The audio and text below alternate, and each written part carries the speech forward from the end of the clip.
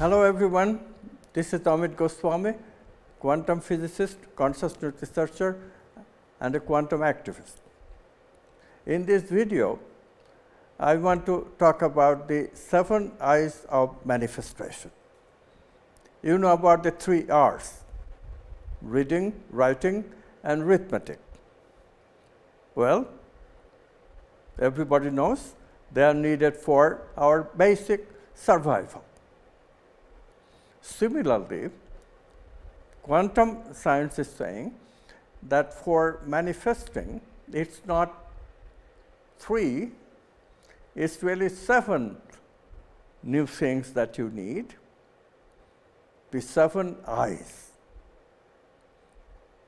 The I's are inspiration, intention, intuition, imagination, incubation, insight, and implementation. You may have seen the movie Secret, in which the proposal was that if you intend and just sit, waiting for the intention to come to fruition, it will come to fruition. Well, they got 2 out of 7, not too bad. And if you think about it, really, if you wait, waiting is part of what we call incubation. Incubation is also waiting. Incubation, the imagery is of a bird sitting on an egg. What is that? Waiting. Waiting for the baby to hatch. So waiting is very important. The counterpart of creativity is imagination, doing. And this do and be together in tandem. If we practice that, do, be, do, then we get insight. And then we manifest the insight, that's called implementation or manifestation. So these 4 are just a creative process, and you can imagine. If you want to manifest something, you need creativity. If the manifestation is to be of satisfaction, if the manifestation is to make a splash in the world. Look, manifestation in the quantum worldview is not about manifesting the mundane things. Remember, those are the 3 R's. You read, write, and learn arithmetic, you will be able to make a living, on which basis you can get all your needs satisfied that you will need for your survival, including a car and a house. Of course, the Brazilian dream or American dream or anybody in the world's dream does not end with just a car and a house and making a living. It also includes, perhaps it better, a partner in life, and immediately you get into something that is just not about survival. People think that it may be, like sexuality, that's about survival of the species, but that's not why we want a partner. Do we want a partner just for sex? I don't think anybody will, in his right mind, say that, yeah, I need a partner just for sex. No, we need a partner for love. And this is a higher need. Yes, sex is part of the lower need, and yes, the 3 R's give us enough ammunition to earn the right to make a living, and on that basis, we may find a partner for supporting, and therefore, part of it, indeed. Part of a relationship is survival need. But the other part goes way beyond survival, higher need of love. Similarly, we make money, that's a survival need. But when we are looking for satisfaction with how much money we have, and how much things we have, and what we have in our life, how much love we have, how much happiness we have, that's satisfaction. Then it becomes a search for abundance in life. Do I have abundance? Do I have so much abundance that I don't need any more? Do I have abundance that I can share my wealth with another person. I have so much love to give that I can give love to not only my partner, but also to anyone. That's abundance. And then again, it's a higher need. These higher needs have a specific name in spiritual traditions. They are called archetypes.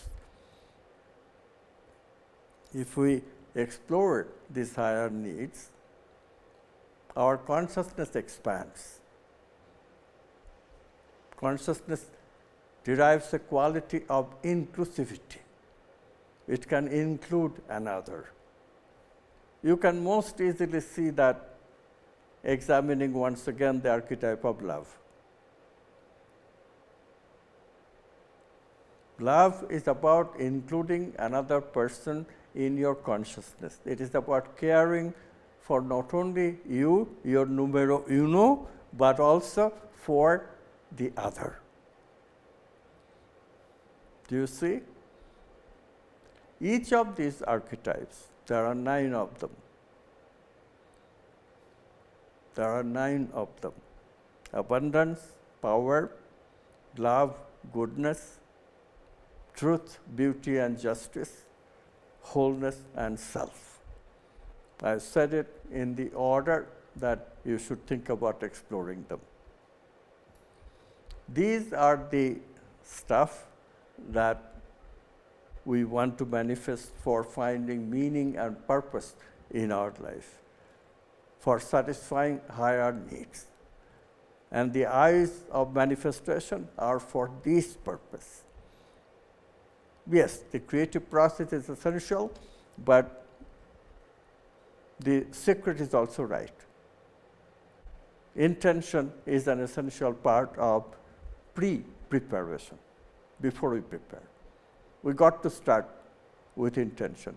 But the quantum physics is saying something very valuable. It is saying that, look, we can intend for mundane things, you know. As I said, you can intend for more and more of those survival needs. Needs that you don't need to satisfy anymore. It's the same old, and people get caught in it. That does not give you satisfaction, that does not give you happiness. So the idea is to start with inspiration. Intend only those things that you get inspired to intend, inspired to manifest. You see the difference? Uninspired manifestation is about mundane things. Inspired manifestation is about these meaningful things and archetypal stuff. Archetypes are the context of highest meaning and noblest feelings. This is the subject of science of manifestation, the quantum way. And this is where the 7 eyes become so important. So you must start with inspiration. How to get inspiration? Well, the teacher may say something that inspires you. That's the clue to your exploration. Then you intend. Then you intend. How to intend? That too has a bit of science within it.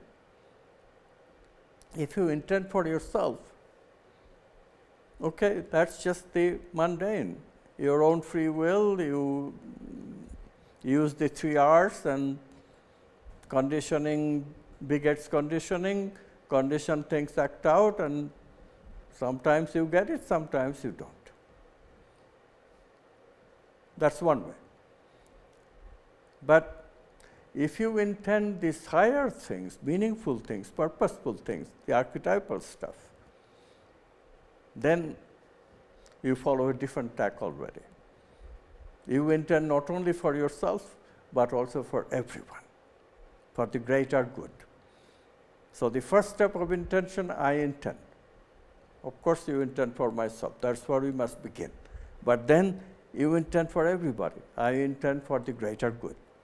In the third step, you must recognize that in quantum physics, it's very clear who gets to choose from the possibilities, the actuality that we will experience. If you choose, that's going to be the old possibilities that you already have in your memory, in your brain. If you want the new stuff, like the archetypes, like new meaning, then guess who gets to choose? It's the oneness of consciousness. Consciousness in the deepest state of yourself. That consciousness. And so you must recognize that in the third step of making intention. You intend that your intention be in sync with the intention of the movement of consciousness. I intend that my intention is in synchrony with the movement of consciousness. That movement is purposive. That movement wants us to embody the archetype, explore and embody the archetypes. So this is where the crucial part of your intention taking place. And if your intention is in sync, which it will be, if you intend for new meaning and purpose, these archetypes, then they will, more often than not, come true, depending on your following through with the creative process. What happens after you intend this way, you get more sensitive to the intuitions. Intuitions are how archetypes come to us. The objects of intuition are the archetypes. So, becoming sensitive to intuition is a part and parcel of the 7 eyes. So, those are the 3 pre-creative process eyes: inspiration, intention, and intuition. After that, the 4 are just different way of naming the 4 stages of creative process. The first step is preparation, but the main ingredient of preparation is really imagination. You read somebody's book and then that prompts your thinking. You imagine, new thoughts come. They are not really new thoughts, they are extrapolations from what is known, but they act as seed for the next step, which is incubation. In the next step, you relax, and then those seeds of thought that you created with your imagination, they become waves. You know, whenever we are not collapsing a thought, the thought becomes a wave. Thought is a quantum object. And then this wave expands and expands, and who watches over it? Consciousness in the form of the unconscious. This is what we call unconscious processing. How do you develop the capacity of unconscious processing? How do you develop the capacity of imagination? Here, 2 kinds of meditation can help. One is called the do meditation, concentration meditation on a word or a mantra. That helps. You repeat the mantra in your mind. You do it for 15, 20 minutes every day. It will increase your focusing ability, focusing on that particular archetype, focusing on books that are written about the archetype, focusing about lectures, conferences, other teachers, that kind of thing. So you meditate to increase your focusing ability. In the other kinds of meditation, you meditate to increase the ability of relaxing. That's why you are in the unconscious. When you relax, you don't think so much. In between thoughts, you are in your unconscious. How to do relaxing meditation? You just sit down and watch whatever is happening. This is called just sitting. Just sitting. You just sit and you watch whatever is taking place. Your promise to yourself is that you will not move unless something like sneezing takes place. Those things we don't have control of. But otherwise, you are not going to move. You are just going to sit and watch whatever is taking place. Just sitting. So this is one form of relaxing meditation. This is the easiest form, right? Practicing what I sometimes jokingly call practicing learning to be bored. Initially, you just get bored, and then you realize what is happening. You relax. Your consciousness expands. That's the idea.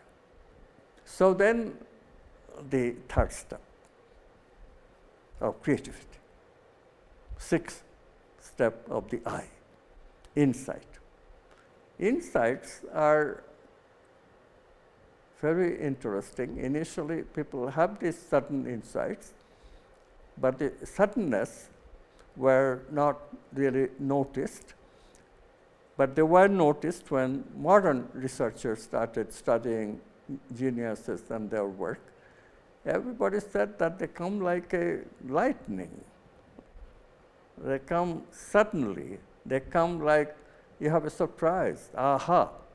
In fact, some people started calling the creative insight as an aha experience. Surprise gives away the secret that they are discontinuous with your previous thoughts. So what is going on? When I looked at it from quantum physics point of view, it was clear to me. Of course, what is going on is what electrons do. When electrons jump from one atomic orbit to another, they don't go through the intermediate space. Similarly, we human beings, when we have a new thought, intuitive thought culminating into an insight, then we don't go through the intermediate steps like algorithms.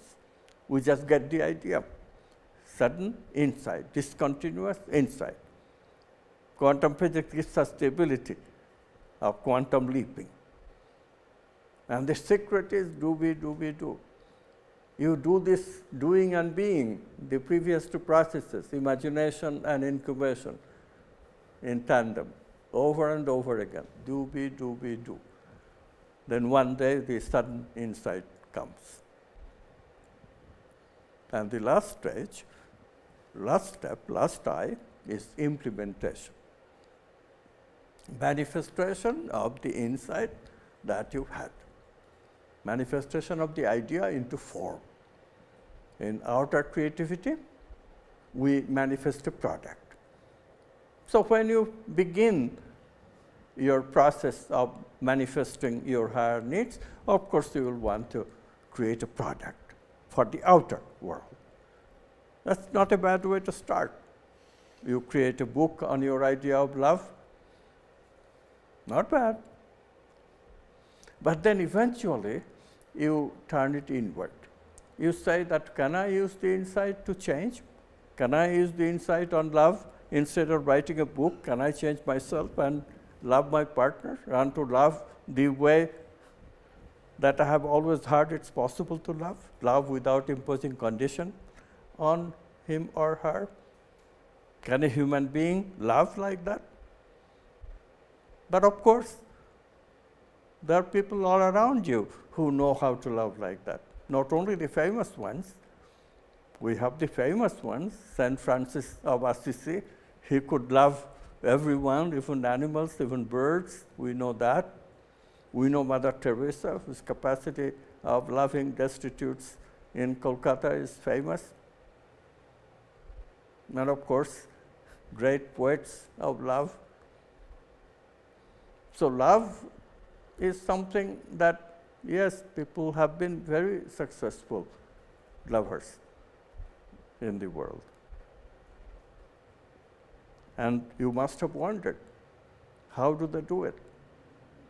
Use the 7 I's and use it for changing yourself.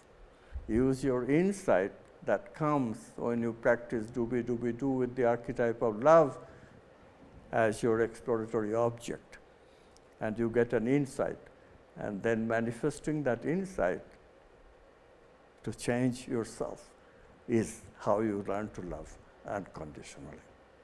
7 I's of manifestation.